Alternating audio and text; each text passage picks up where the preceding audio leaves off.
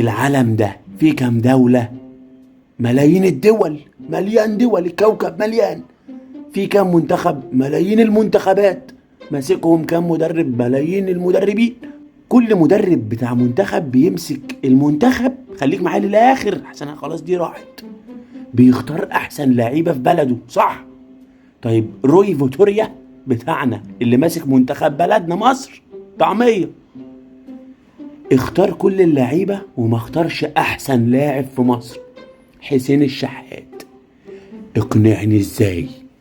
معلش انا بخش وابرق ما انا هتجنن.